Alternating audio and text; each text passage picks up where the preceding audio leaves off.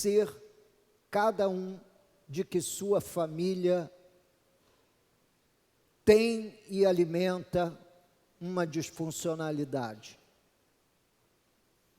Nós não somos muito positivos para ouvir ninguém elaborar algo sobre nosso casamento, nosso jeito ou maneira de educar nossos filhos e a nossa maneira de conviver em família, tendo a fé como sendo o instrumento fundamental que dá o tom da grande sinfonia da vida debaixo de um teto, todo mundo junto.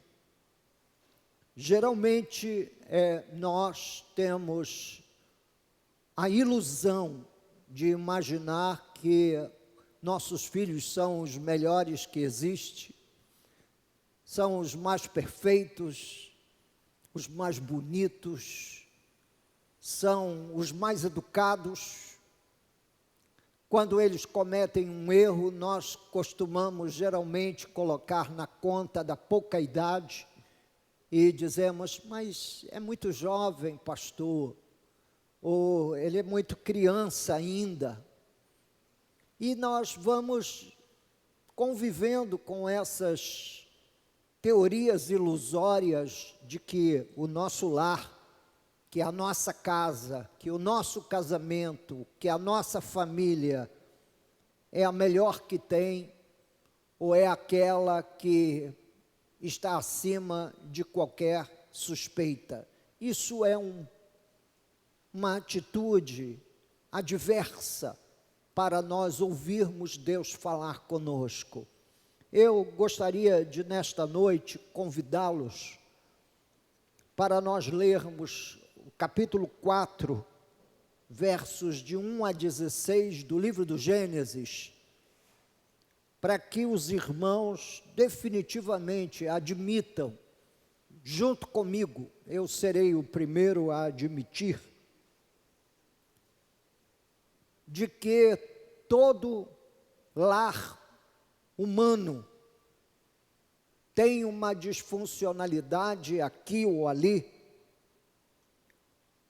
e com isso acumula situações e circunstâncias que a gente gostaria de não ter experimentado. Capítulo 4 do livro do Gênesis, eu vou convidá-los para pôr-se de pé comigo. A gente vai ler sobre a família dos nossos primeiros pais, segundo a carne, Adão e Eva, que tiveram 2 filhos, um chamava-se Abel e o outro Caim, e eles protagonizaram o primeiro homicídio, o primeiro ato violento de um ser humano contra outro na história da humanidade. E isso foi dentro de sua família. É para que nós jamais caiamos em imaginar que o pecado não atingiu os nossos descendentes. Não, eles são pecadores, pecadores caídos, que precisam tomar o antídoto do Evangelho para serem libertos. Diz o texto: coabitou o homem com Eva, sua mulher. Esta concebeu e deu à luz a Caim. E então disse: adquiri um varão com o auxílio do Senhor. Depois deu à luz a Abel, seu irmão. Abel foi pastor de ovelhas e Caim lavrador. Aconteceu que no fim de uns tempos trouxe Caim do fruto da terra uma oferta ao Senhor. Abel, por sua vez, trouxe das primícias do seu rebanho e da gordura deste. Agradou-se o Senhor de Abel e de sua oferta, ao passo que de Caim de sua oferta não se agradou. Irou-se, pois, sobremaneira Caim e descaiu-lhe o semblante. E então lhe disse o Senhor: por que andas irado, e por que descaiu o teu semblante? Se procederes bem, não é certo que serás aceito. Se todavia procederes mal, eis que o pecado jaz à porta. O seu desejo será contra ti, mas a ti cumpre dominá-lo. Disse Caim a Abel, seu irmão: vamos ao campo. Estando eles no campo, sucedeu que se levantou Caim contra Abel, seu irmão, e o matou. Disse o Senhor a Caim: onde está Abel, teu irmão? Ele respondeu: não sei. Acaso sou eu tutor de meu irmão? E disse Deus: que fizeste?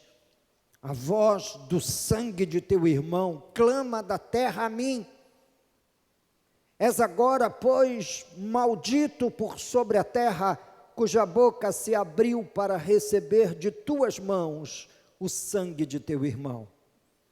Quando lavrares o solo, não te dará ele a sua força, serás fugitivo e errante pela terra.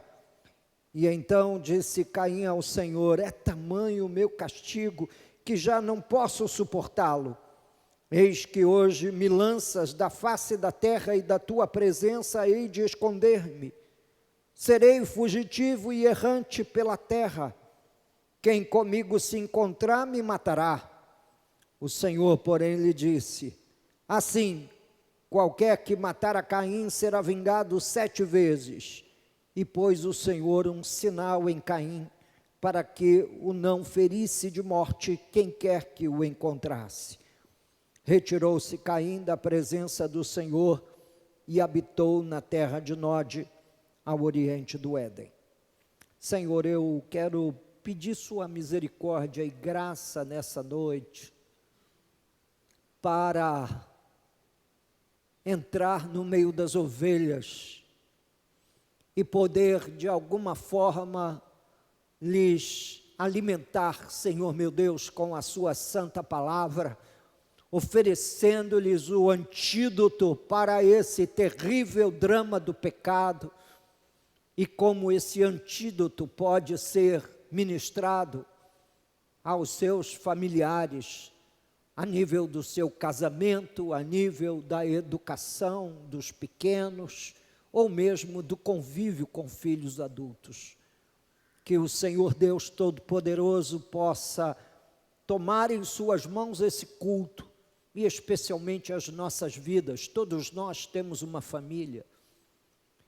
Nós não temos nenhum orgulho de manifestar as nossas disfuncionalidades, os nossos dramas, os nossos problemas e lutas, mas a verdade é que eles batem à nossa porta, muitas vezes, ó Deus, comove o nosso coração, e outras vezes, ó Deus, rouba de nós a verdadeira paz, porque temos um filho ou uma filha vagando, Senhor meu Deus, por esse mundo, como alguém fugitivo de Ti, exatamente como Caim, que fugiu da Sua presença. Deus e Pai, abençoa a palavra, que ela seja temperada, que os meus irmãos sintam a graça de Deus, o amor de Cristo, vindo em sua direção nessa noite, em nome de Jesus. Amém e amém. Os irmãos podem tomar assento. Esse é um dos mais conhecidos textos da Bíblia. Mas o que eu gostaria de chamar a sua atenção, se você está ainda com a sua Bíblia aberta em Gênesis 4, é que esse é o capítulo narrativo do drama do pecado na vida humana, e o cenário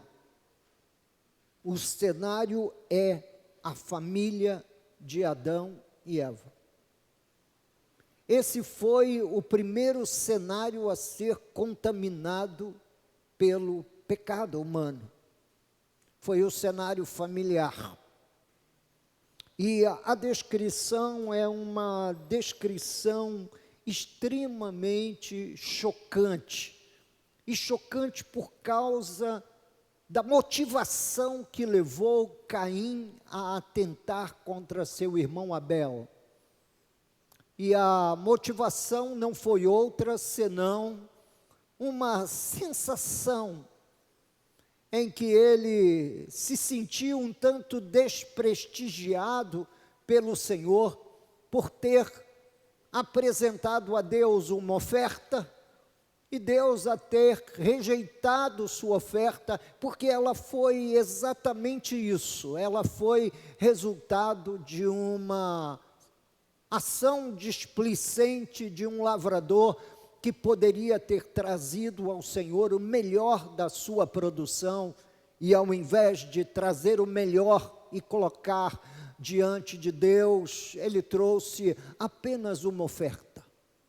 É mais ou menos aquela postura pro forma diante de Deus, ou aquilo que muitas das vezes a gente faz, deixando o Senhor não somente em segundo plano na nossa vida, mas num plano secundário, sem que, na verdade, nós possamos dar a Deus o lugar que Ele merece.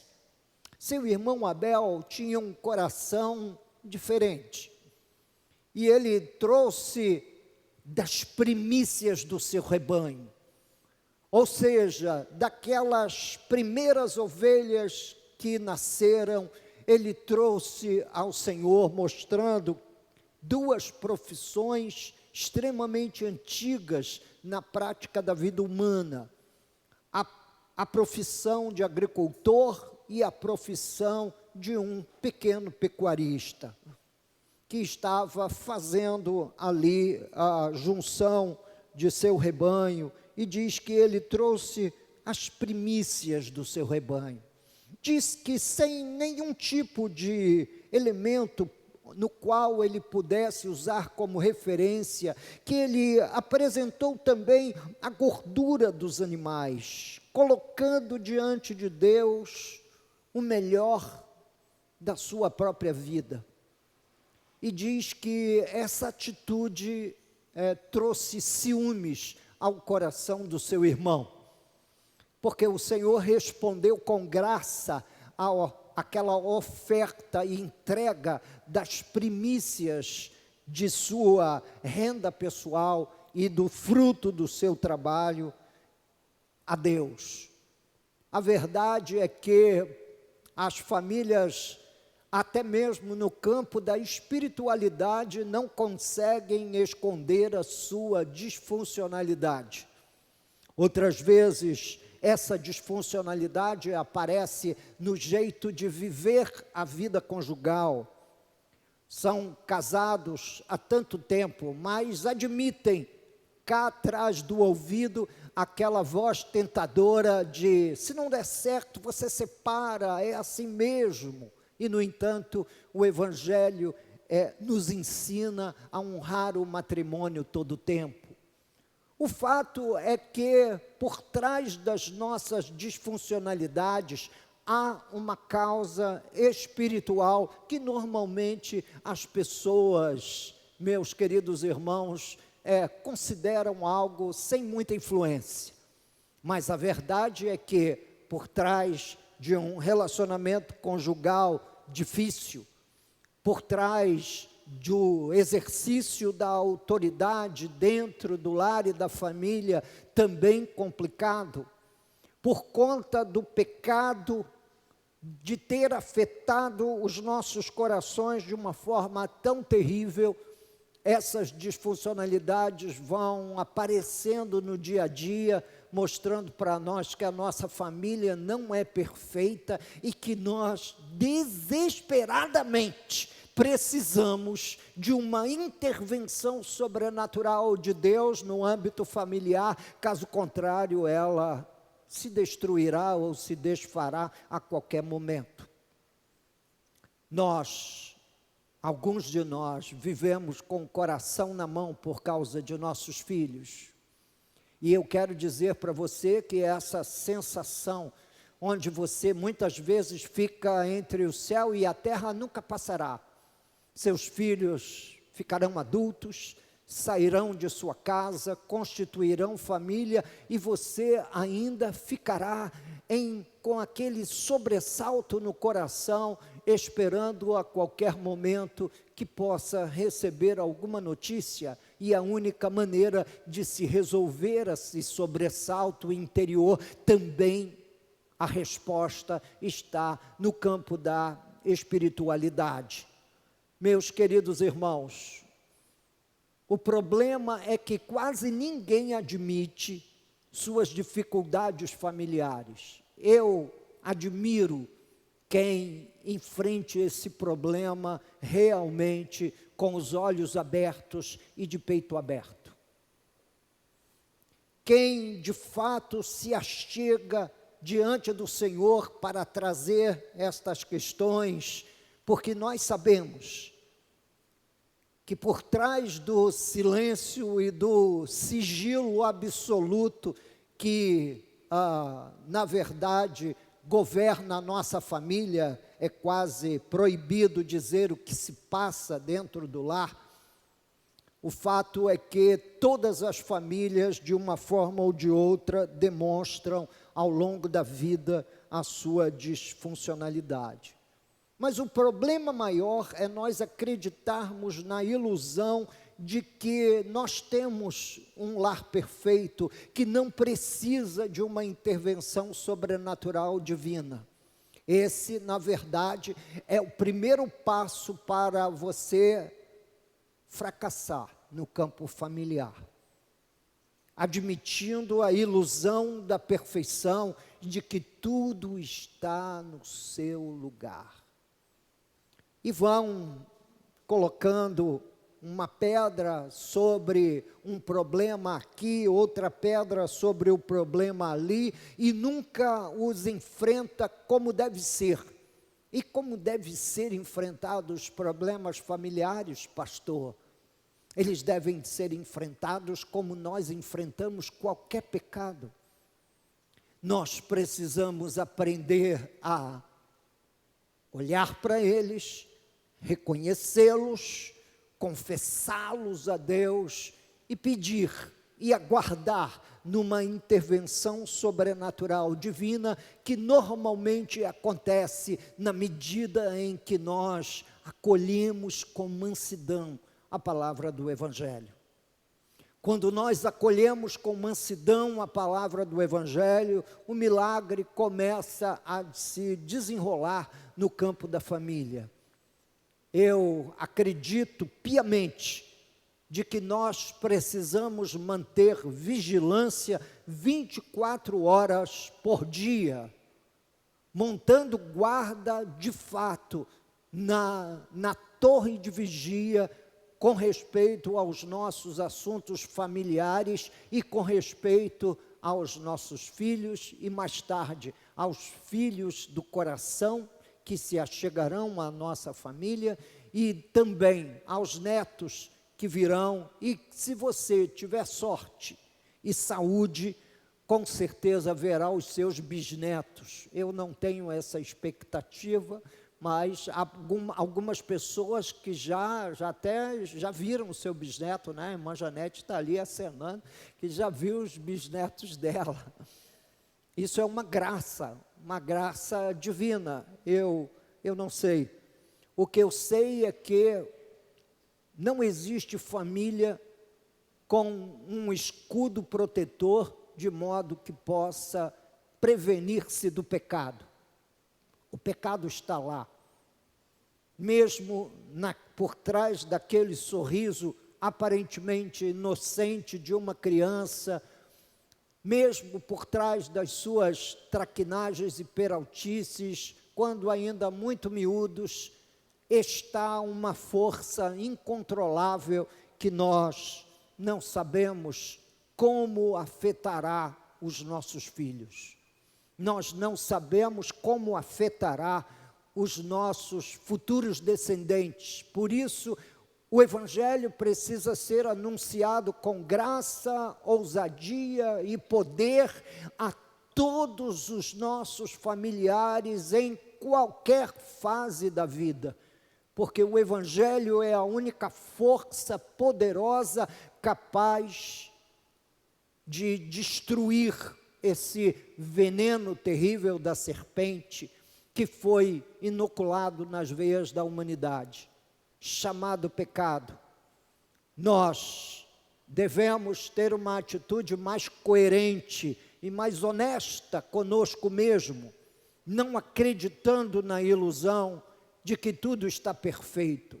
Não está perfeito. Ninguém fala abertamente aos quatro ventos dos seus próprios pecados, dos seus medos ou das suas angústias interiores com respeito às suas expectativas espirituais. Seus filhos também não falarão. Seu cônjuge também não falará. Ele ou ela escolherá viver no silêncio, a ter que admitir seus pecados, muitas vezes, diante dos seus olhos.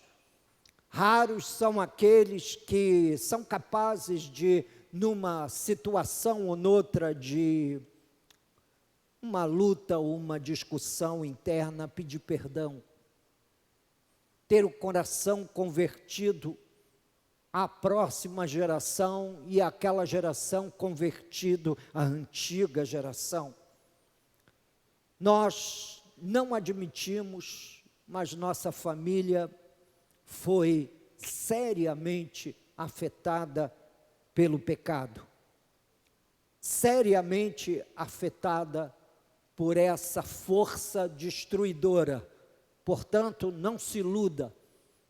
Há uma disfuncionalidade esperando apenas uma oportunidade para aparecer a nível da sua família pessoal, a nível da nossa família pessoal. E só existe uma maneira de nos mantermos protegidos das consequências do pecado. É vivendo dia após dia uma vida cujo estilo de vida seja de arrependimento, onde todos os dias você compareça diante de Deus em confissão. A estação da confissão é contemplada no ensino de Jesus sobre oração, que foi inclusive hoje ventilado no culto da manhã como sendo a proposta de espiritualidade no reino de Deus, a oração do Pai Nosso, onde Jesus nos ensinou a orar: perdoa-nos as nossas dívidas, como nós perdoamos aos nossos devedores. Em outras palavras, me perdoa na maneira como eu exercito perdão para outrem. A verdade, meus amados irmãos, é que a queda nos impingiu uma derrota absoluta. Ninguém está de pé. Só o Senhor é capaz de pôr um homem de pé. E aí, depois de o pôr de pé, diz: olha, vigie e ore todo o tempo, porque na verdade o espírito está pronto, mas a carne é fraca. E portanto, quando nós somos colocados de pé, quando somos soerguidos das nossas condições pecaminosas, dentro da nossa vida pessoal e para dentro também do cenário familiar, é o Evangelho que nos mantém eretos. É o Evangelho que pode nos dar a graça de lidar com as nossas disfuncionalidades, confessando-as a Deus e trabalhando exaustivamente para vencê-las. Um casal que vive às turras, você não encontra fundamento bíblico para viver uma vida conjugal debaixo de tamanha tensão todo o tempo. Não existe bênção de Deus nessa disfuncionalidade. Pelo contrário, existe revelado e claramente revelado, trazido à luz do olhar humano, como o pecado o afetou naquela área específica. E como é que eu enfrento isso, pastor? Enfrenta isso todo dia, passando pela estação da confissão, quando, puxa, eu fui rude com a minha esposa hoje de manhã, saí sem lhe dar aquele beijo de despedida, não é? Eu achei engraçado hoje à tarde, contando aqui um episódio da vida pastoral, tá? A vida pastoral em preto e branco. Estava chovendo, eu segurando o guarda-chuva, a Lourdes fechando a porta, portanto a gente estava muito pertinho um do outro na porta, e ela aproveitou o momento de desatenção minha e me deu um abraço e me jogou um beijo, me tascou um beijinho. Que coisa bonita, cute, que coisa fofinha, pastor, a irmã Lourdes fazer uma coisa dessa, é verdade. Mas nós compreendemos que lidamos todos os dias com muita energia para vencer a nossa natureza adâmica caída e manter um romance. Eu costumo dizer que eu tenho pela Lourdes um amor da juventude. Eu era muito jovem quando me encantei pela Lourdes e disse para ela que iria me casar com ela. Nós passamos a juventude juntos, nós aproveitamos os melhores anos da vida adulta juntos e estamos envelhecendo juntos, tentando encarnar de alguma forma a metáfora da relação entre Cristo e a igreja, que está sempre no meu inconsciente quando eu lido com assuntos conjugais. O que Jesus faria pela igreja que eu não faço pela Lourdes?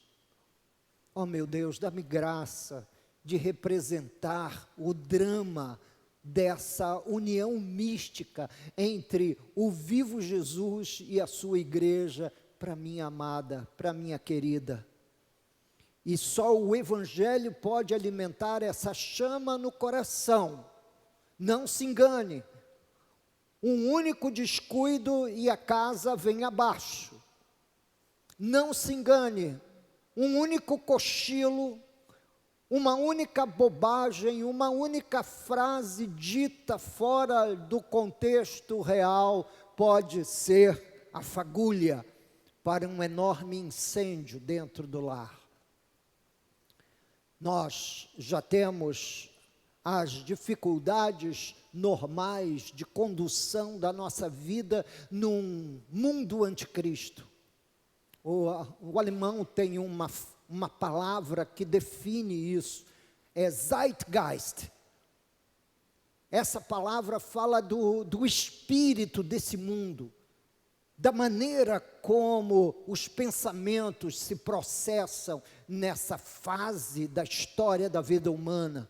É terrível, é maligno, é anticristo, é anti-evangelho, é anti-bíblia, é anti-fé. Construir uma família sobre os alicerces lançados por Jesus é um desafio da espiritualidade todo o tempo. É estar oferecendo ao Senhor o melhor da sua vida todo o tempo e aguardando que o Deus Todo-Poderoso no céu receba a minha oração, a sua oração, a nossa oração, feita no nome de Jesus, o perfeito e eterno sacrifício que foi feito em meu favor e em seu favor.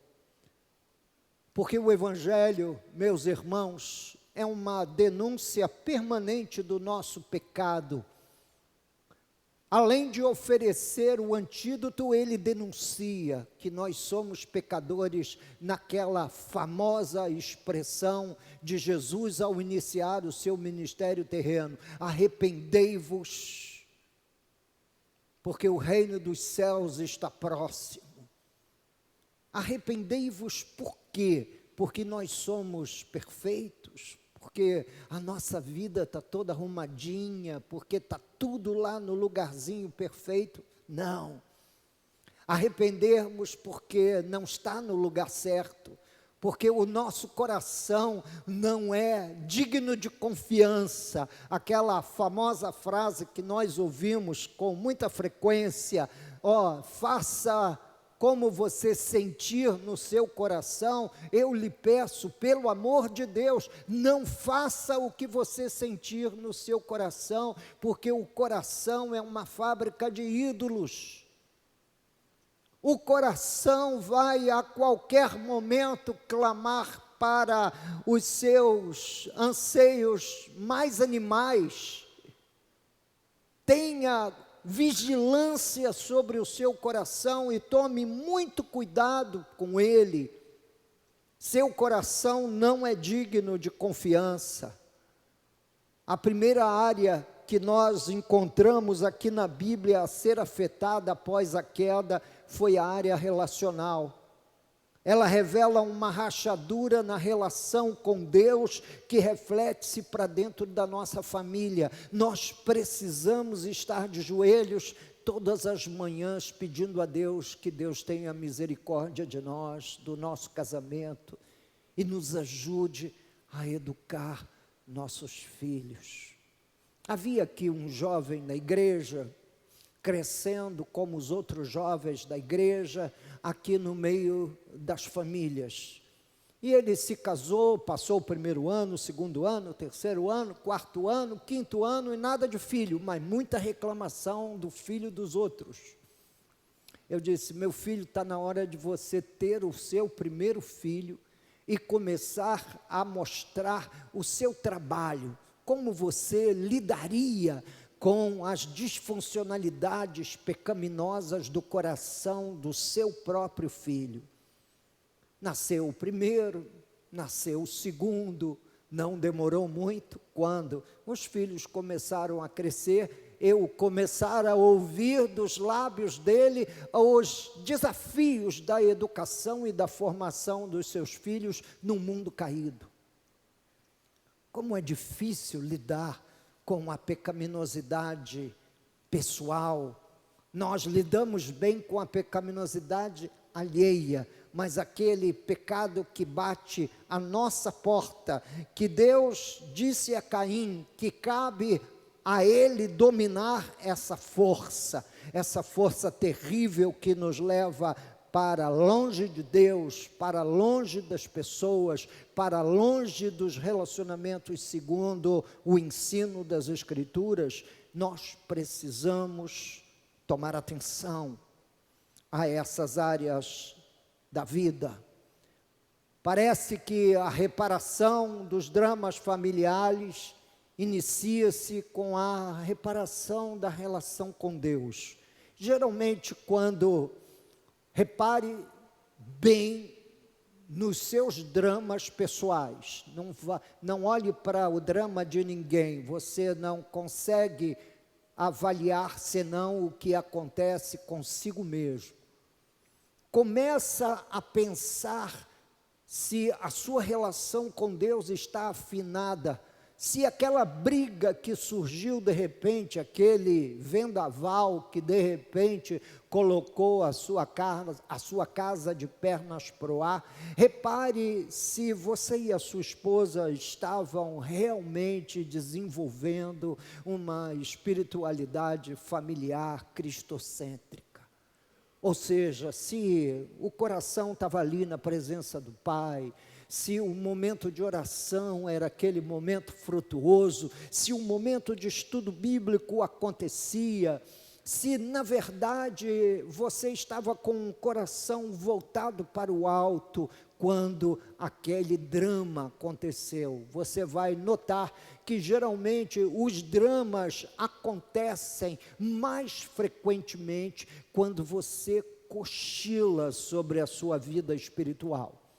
Quando você cochila sobre a sua vida de oração, o seu momento de leitura bíblica, que aparentemente aquele momento de a sós com Deus, aquele momento silencioso fora do olhar de todo mundo, aparentemente não faz qualquer diferença, mas faz sim.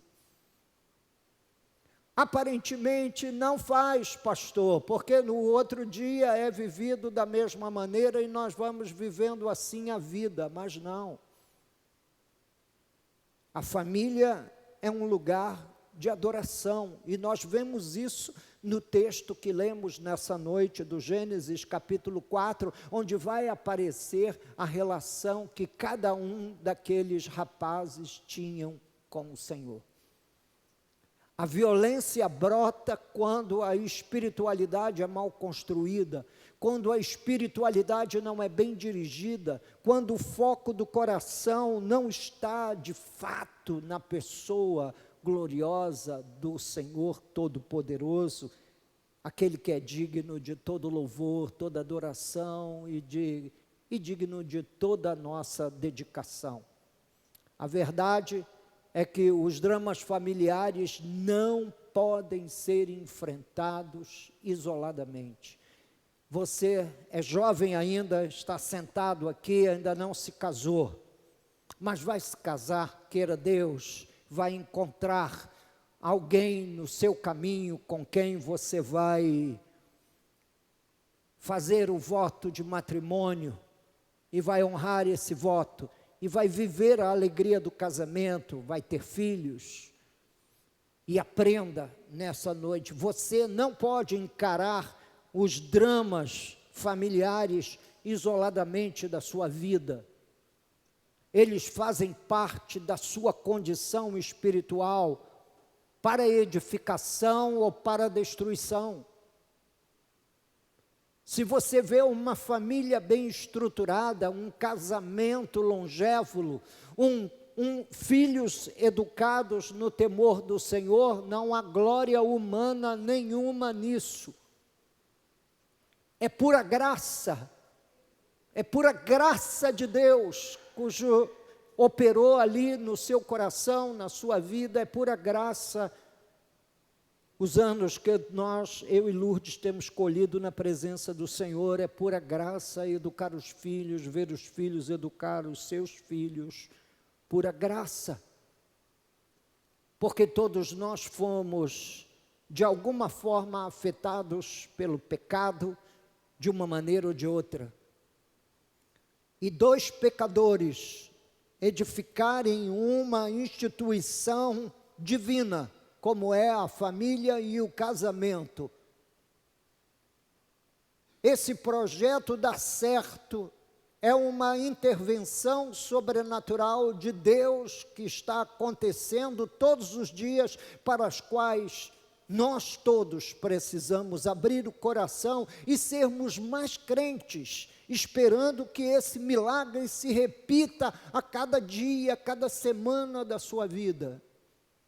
E o meu conselho a pais cujos filhos ainda são crianças é o de colocá-los diariamente na presença de Deus, como fazia Jó, que levantava-se de madrugada e oferecia sacrifício pelos seus filhos, porque Jó admitia que nos seus encontros eles talvez tivessem extrapolado e cometido um pecado contra Deus. E então Jó fazia o sacrifício preventivamente diante dos olhos do Senhor. Antes de conhecer as histórias, ele já admitia: eu tenho filhos pecadores.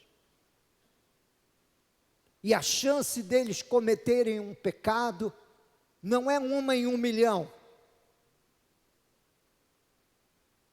A chance é de 999 em 1000.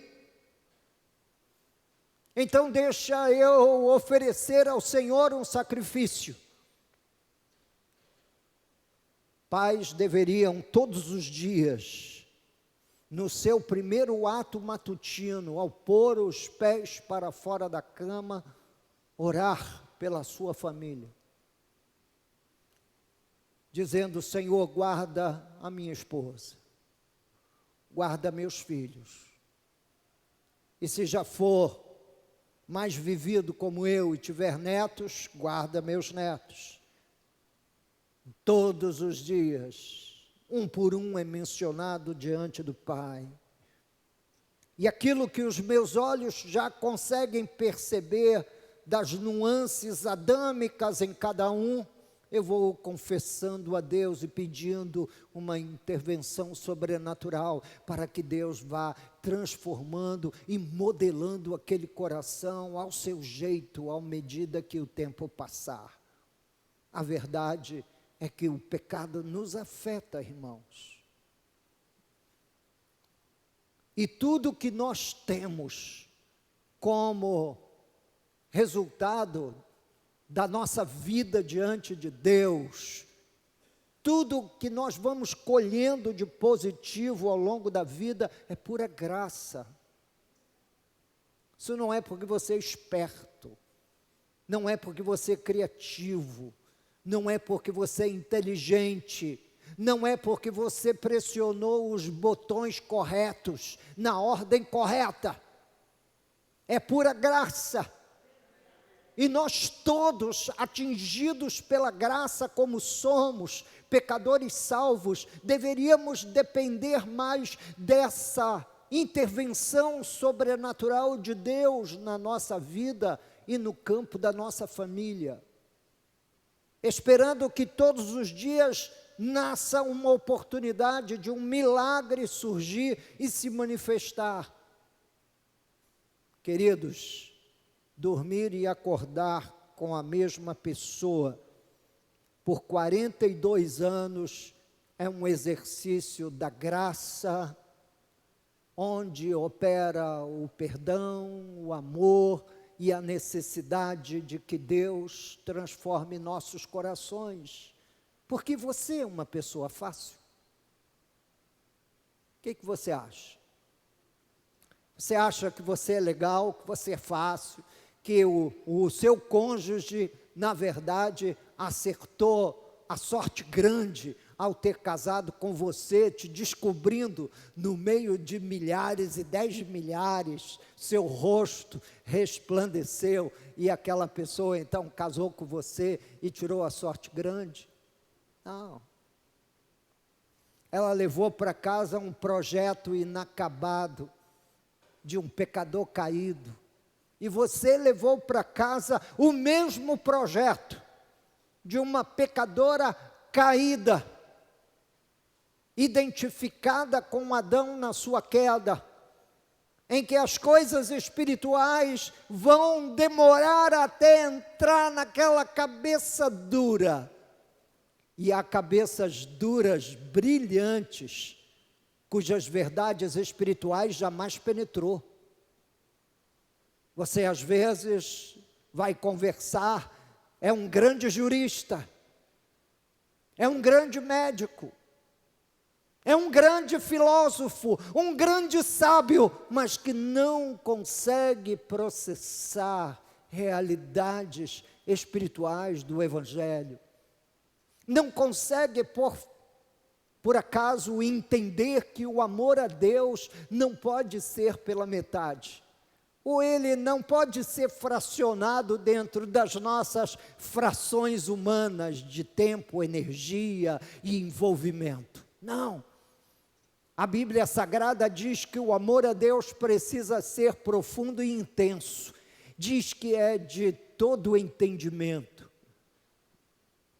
Com tudo que você tem em sua mente, toda a sua energia intelectual, toda a sua capacidade provida pela inteligência humana, provida por esse cérebro que está aí dentro da sua caixa craniana, você precisa dedicar ao Senhor.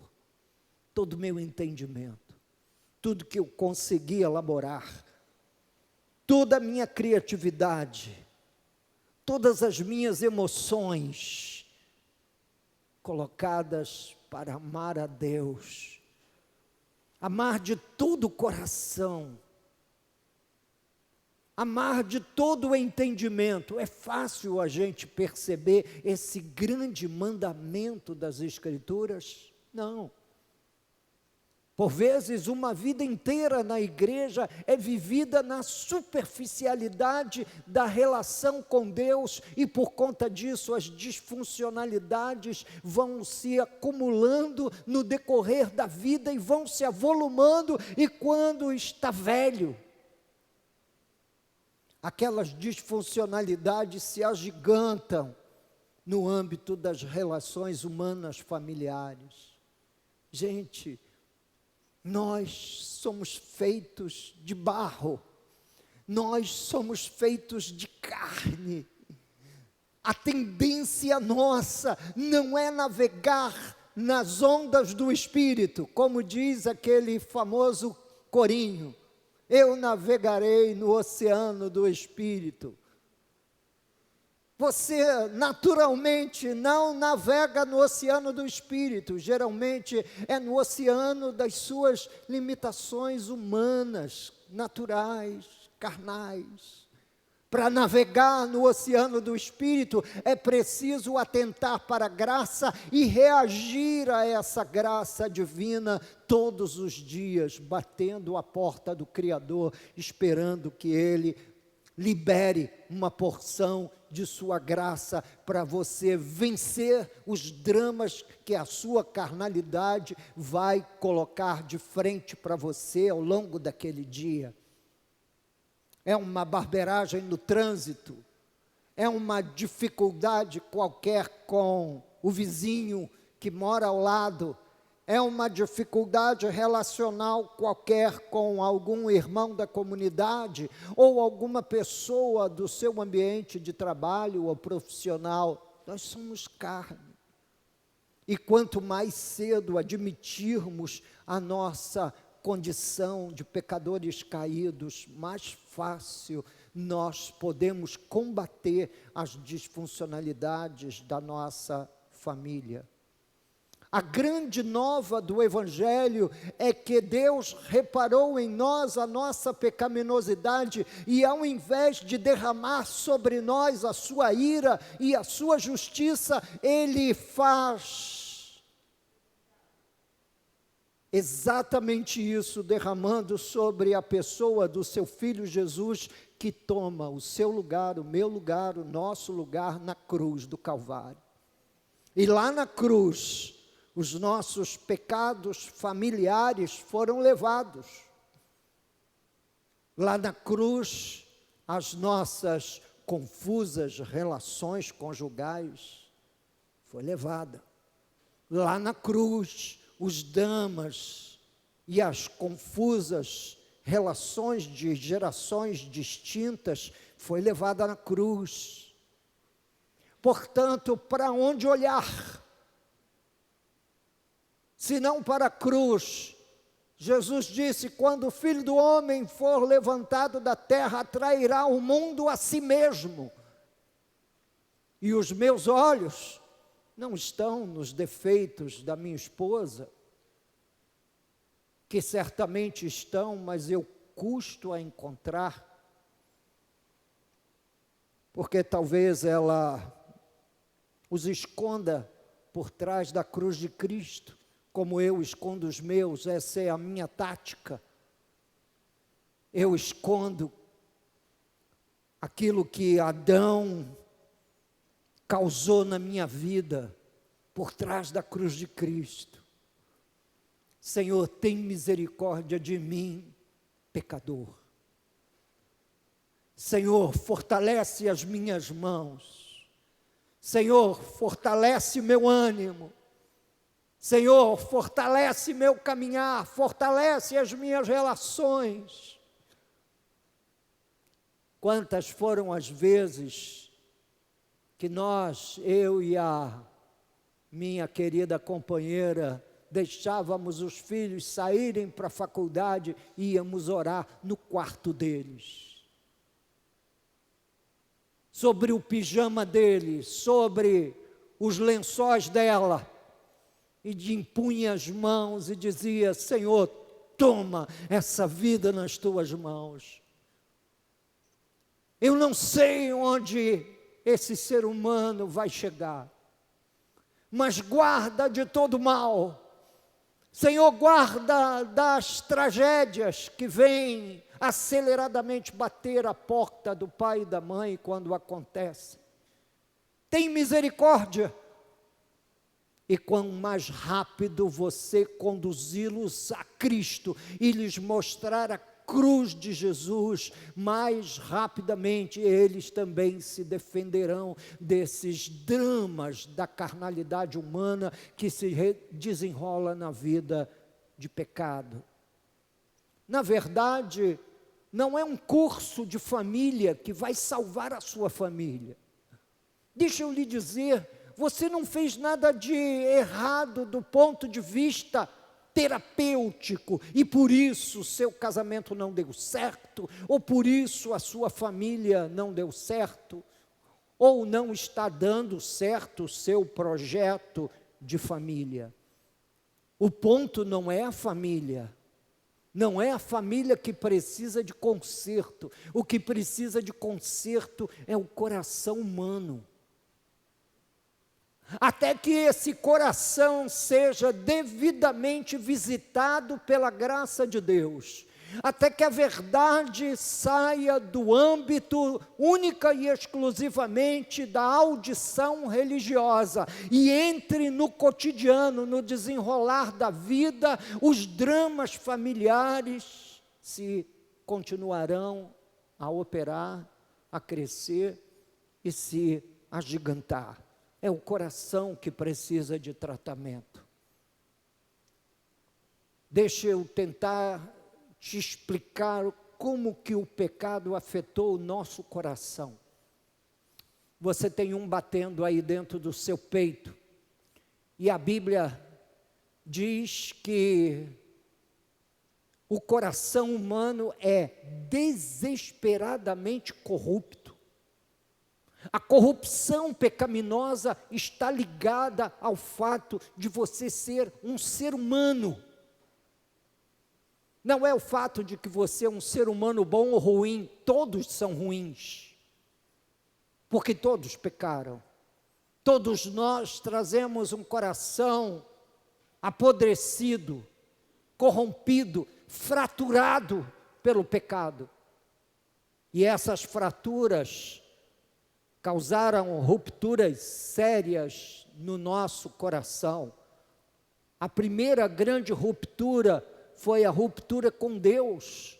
Nossa relação com Deus foi completamente destruída. Ninguém nasce com sentimentos naturais para serem dedicados ao Senhor. Não. Você pode ver claramente, seu filho corre com animação, mas quando você para e chama ele para orar, é difícil, dá sono, reclama.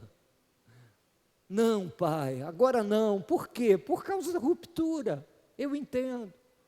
O seu coração também é assim, não é só o do seu filho, não. Deixa eu dizer para você, o seu também é assim. A gente precisa retomar nossa relação com Deus. Seu coração foi corrompido nas relações humanas.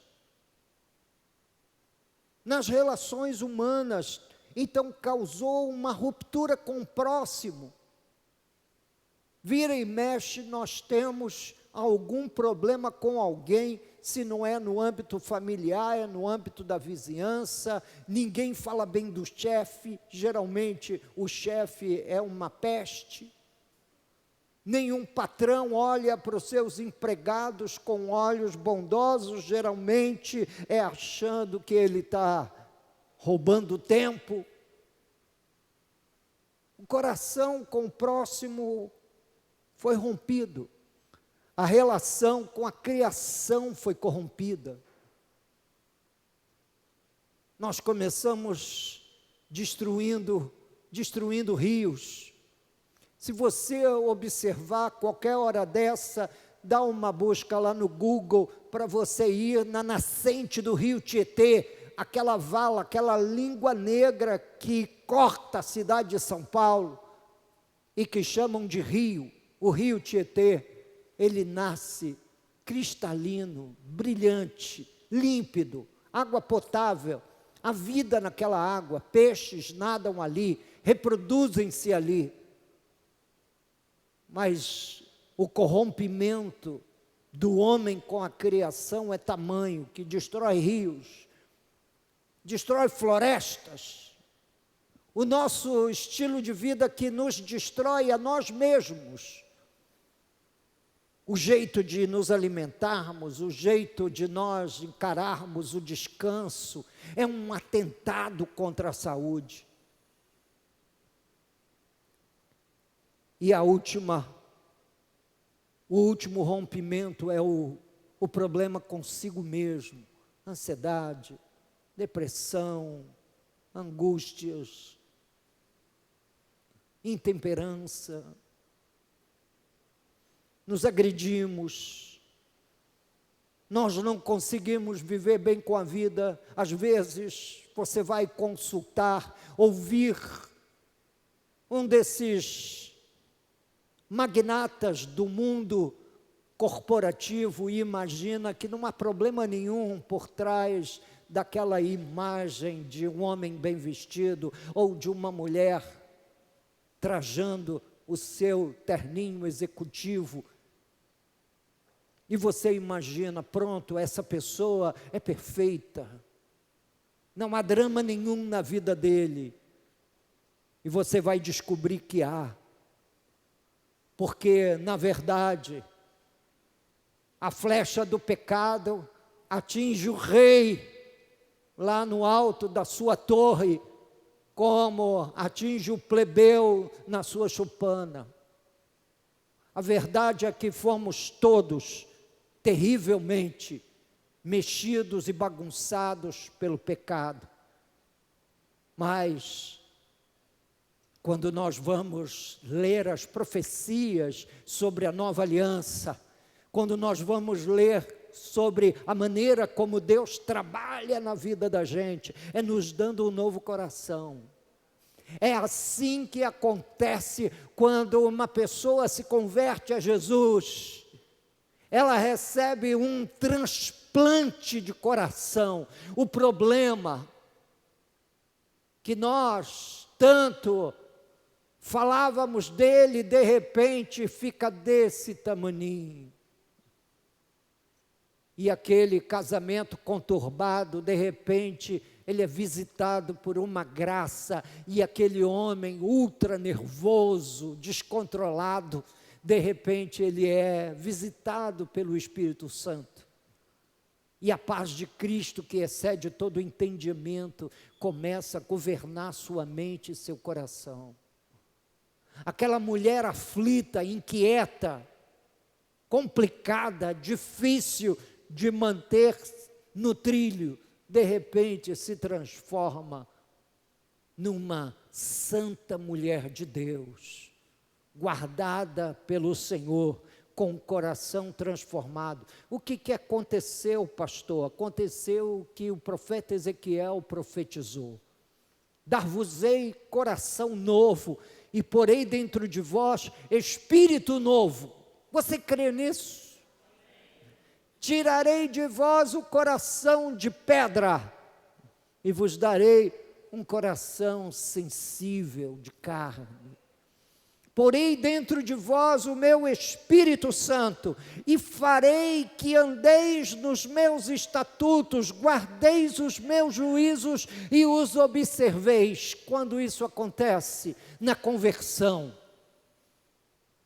Um trabalho monergista, exclusivamente do Deus soberano, de mãos habilidosas, que vai lá no peito e faz aquele glorioso transplante profetizado pelo profeta Ezequiel. É óbvio que a vida vai refletir o que acontece no coração. É óbvio que os transtornos interiores acabarão por aflorar na vida cotidiana em outros transtornos, sobre outras vidas e sobre outras pessoas. Ao mesmo tempo que a paz de Deus, que o poder do Espírito Santo no coração de um homem e de uma mulher convertido e convertida vai aflorar na sua expressão de vida pessoal. Irmãos, pois a grande resposta para nós dos dramas do pecado é nós conseguirmos percebê-los, confessá-los e cairmos aos pés de Jesus, vivendo nossas vidas aos pés de Cristo todos os dias. Eu me movo no meio dos irmãos nessa noite como uma ama que acaricia os seus filhotes e que ora permanentemente pelos vossos filhos. Há irmãos aqui cujos filhos não estão em Cristo, que a gente ora todos os dias. Há outros cujos filhos aparentemente estão na igreja, mas não necessariamente manifestando todo o exuberante fervor que a fé cristã necessita. A gente ora também pedindo: Senhor, visita o coração desses jovens. Senhor, opera com o seu glorioso poder esse efeito de repente que aconteceu no dia de Pentecostes. Ó Deus, faz acontecer nas diversas casas espalhadas pela cidade. Opera de repente. Entra pela porta dentro, ó soberano de Israel, e toma corações e vidas, transformando. Acredite, não é uma questão de manejar bem as alavancas. Não é o fato de que você é um homem problema ou uma mulher problema. Na verdade, todos nós somos um grande ponto de interrogação por conta da nossa natureza adâmica. E eu vos apresento a única esperança para nós combatermos esse lado decaído da nossa natureza, que é conversão ao Senhor, e não somente uma conversão intelectual, conceitual, mental. Não é uma conversão conceitual, é uma conversão das paixões, a conversão dos anseios, daqueles anseios mais profundos do coração da gente, aquela conversão genuína que vai fazer a diferença, e que diferença fará, porque fez na minha família. Os irmãos não acreditam, mas antes de eu me converter, eu e Lourdes, nós chegamos a nos separar 5 vezes, terminar o namoro, né? Aquela coisa que a gente fala lá dos jovenzinhos. Olha, você vai para lá, eu vou para lá, porque não dá certo. E a gente está sempre brigando. Mas foi Jesus entrar nas nossas vidas, e o nosso coração se converteu a Cristo e converteu-se um ao outro. E de repente todas aquelas confusões e dramas cederam lugar para a cruz de Jesus. E é para lá que eu vou todo dia me inclinar e clamar: Senhor, sê sobre minha vida. Dá-me força, energia, vontade para viver a fé e anunciar com graça a sua santa palavra. Finalmente, famílias restauradas passam por um coração restaurado. Uma vez o coração afetado, nós somos colocados de frente com a nossa pecaminosidade, e uma vez visualizando o seu pecado, não faça atalhos. Vá direto ao centro da sua pecaminosidade e confesse a Deus. Peça a graça para você abandonar. Peça a graça para você vencer aquela situação que o aprisiona sob grilhões pesados da pecaminosidade. Sua família agradecerá o que virá daquele momento de confissão. Arrependa-se. Receba, para aqueles que ainda não receberam, o dom gratuito da salvação, onde a Bíblia Sagrada diz que Deus porá o Espírito Santo em nós. Não será uma grande elaboração intelectual, teológica, que porá o Espírito Santo dentro de você, mas a conversão genuína.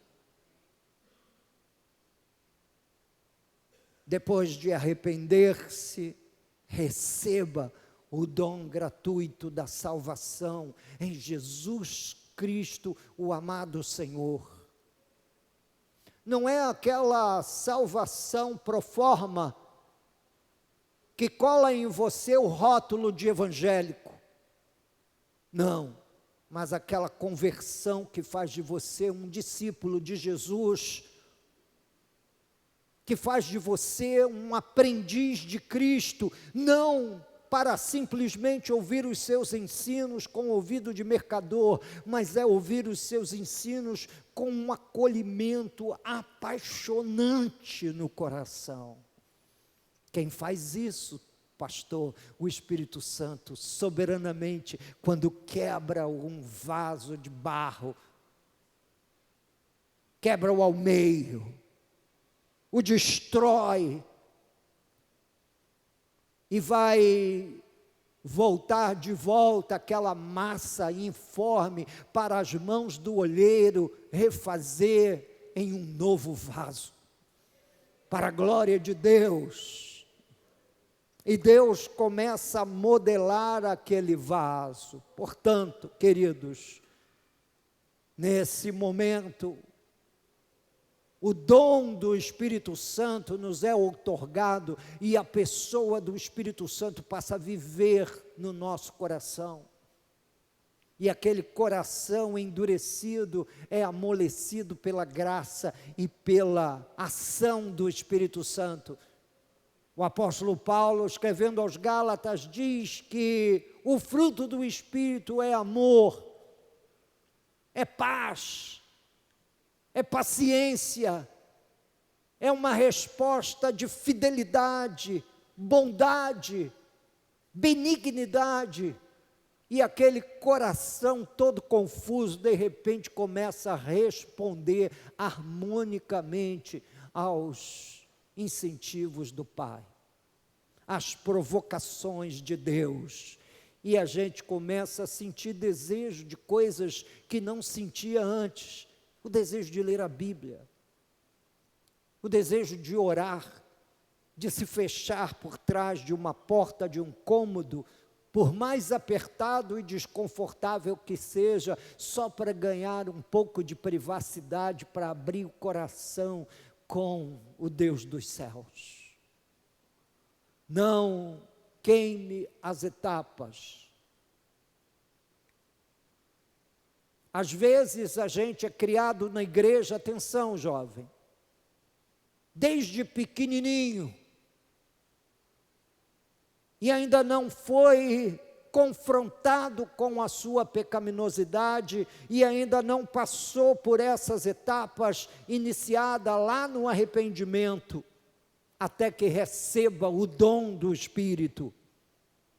Não queime as etapas, porque sua vida em família, sua vida no mercado de trabalho, sua vida profissional, sua vida comunitária, sua vida congregacional, dependerá de uma influência poderosa de Deus operando em você. Acredite, nós seremos transformados de pecadores inveterados em filhos de Deus. por conta dessa simples fé impressa numa confissão e no recebimento de Cristo como o grande autor da nossa salvação e de tudo que vem a reboque da salvação. Que Deus tenha misericórdia de nós e coloque em nosso coração essa graça suprema para vivermos o restante da nossa vida vitoriosamente, contando as bênçãos domésticas, familiares, todos os dias. Senhor, obrigado. Toda a glória, toda a honra, nós dedicamos a Ti. Vamos orar. Meu amado Deus e Pai, até para mim, um pastor de tantos anos, é um desafio operar na área familiar. Nós vivemos num mundo que clama por novidade todo dia, quando na verdade a grande porta de saída trata-se de uma proclamação feita há 2000 anos atrás. Nós achamos que as nossas respostas estão na psicologia, na psicanálise, ou naquilo, meu Deus e meu Pai, que se descobre através de terapias, quando na verdade nós somos pecadores que carecem desesperadamente de Ti. Eu venho, como pastor destes irmãos, colocar o drama de cada um nas suas mãos. Senhor, eu choro com eles. Alguns deles lutam para que seus filhos se convertam. Sonham com esse glorioso dia. Choram, ó Deus, na verdade, o resultado de uma vida distante do Senhor. E eu venho orar com eles nessa noite. Não por eles como se eu tivesse poder e não sofresse do mesmo drama que eles sofrem, mas com eles, tentando enxugar as suas lágrimas, tentando, Senhor meu Deus, entender seus dramas cotidianos, suas lutas, suas carências e suas muitas necessidades. Santo Deus, eu oro por cada família aqui representada. Eu peço que o Senhor tenha misericórdia da família de cada um de nós. Todos nós fomos, de alguma forma, afetados pelo pecado e precisamos que o Senhor olhe misericordiosamente sobre nós. Tenha misericórdia de nós. Nos ajude a fazer o caminho de retorno, Senhor. Como ensina-nos a Tua palavra, nos arrependendo dos nossos pecados, fazendo essa metanoia de vida, essa mudança de mente, de conduta, na direção das coisas espirituais, que nós acreditamos que o Senhor Deus Todo-Poderoso tem aberto e escancarado as portas do seu reino para que provemos delas. Oração, leitura de sua santa palavra. Ó Deus, exercício dos dons espirituais, expectativa da manifestação sobrenatural do Senhor nesse nosso universo cotidiano da fé, onde nossos filhos sejam afetados literalmente por milagres, porque o alcance do coração deles é um ato miraculoso. Nós esperamos isso, Senhor, que o Senhor transforme aquele coração e que de repente uma luz acenda.